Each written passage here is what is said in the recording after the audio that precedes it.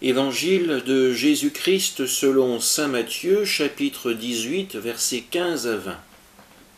En ce temps-là, Jésus disait à ses disciples : « Si ton frère a commis un péché contre toi, va lui faire des reproches, seul à seul. S'il t'écoute, tu as gagné ton frère. S'il ne t'écoute pas, prends en plus avec toi une ou deux personnes, afin que toute l'affaire soit réglée sur la parole de 2 ou 3 témoins. S'il refuse de les écouter, dis-le à l'assemblée de l'Église.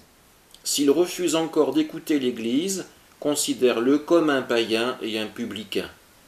Amen, je vous le dis, tout ce que vous aurez lié sur la terre sera lié dans le ciel, et tout ce que vous aurez délié sur la terre sera délié dans le ciel.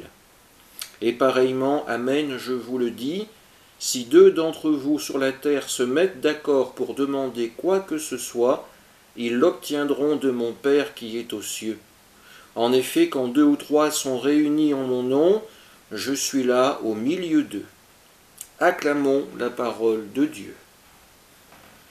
Jésus, dans cet exemple, met en scène une potentielle dissension entre personnes se réclamant de l'Église. Les 2 personnes sont mises en scène, à la fois celui qui vient pour remettre son frère dans le droit chemin, mais également celui qui est censé s'être égaré. Pour que la décision ne soit pas le fruit d'une seule personne, Jésus recommande la présence de 2 ou 3 témoins. Ils pourront être la présence de l'Église, être consultés, partager leur avis et permettre à chacune des parties de mettre sur la table leurs arguments et de discerner qui a raison, qui a tort. Si la dissension continue, l'Église aura le rôle de trancher le débat, de trancher la question et de dire qui applique véritablement l'Évangile entre ces 2 personnes. La responsabilité, elle est dans les 2 camps. Celui qui prétend agir au nom de l'Église et celui qui prétend avoir raison contre l'autre partie. Dans cet évangile, nous nous mettons obligatoirement dans la partie qui représente l'Église, celle qui a raison.